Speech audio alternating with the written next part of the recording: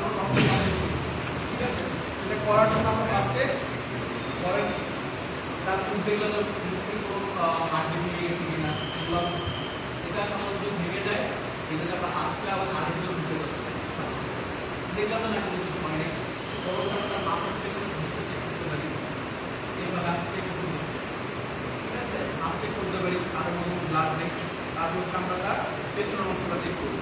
পেছনের অংশটা চেক করার জন্য তার আমাদের সাইডে তার যে হাতটা থাকবে এটাকে হচ্ছে আমরা এভাবে নিয়ে আসবো, তার এই হাতটা আমরা তার কান বরাবর দিয়ে দেবো। কান বরাবর দেওয়ার কারণে আমরা তাকে হচ্ছে যখন ফুল করবো অথবা তার মাথায় খেয়ে ব্যথা পাইতে পারি, হাতটা এগুলো থেকে ব্যথা পাওয়ার চান্সেসটা কমে যায়। তারপর আমরা তার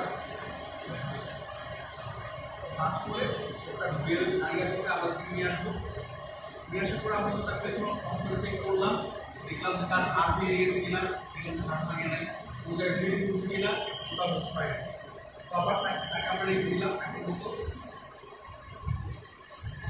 এরপর আমরা তার আপার বডি চেক করতে পারি যে ওটা একটু ইনজুরি হয়েছে কিনা, দেখলাম যে হয় নাই। হ্যাঁ,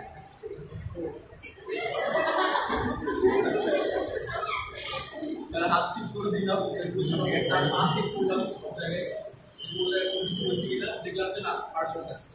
যদি আমরা পারফেক্ট পাই সেক্ষেত্রে তাকে আমরা ধর আমাদের এয়ারও চলতেছে, ব্রিদিংও চলতেছে, সার্কুলেশন চলতেছে, ঠিক আছে। আর সেকেন্ড যে স্পিড আছে পরবর্তী স্পিড ওখানে আমরা কোনো প্রবলেম পাইনি, তখন হচ্ছে আমরা তাকে হসপিটাল পাঠাবো, ঠিক আছে। এখানে আর আমাদের কোনো কিছু বুঝতে পারছি।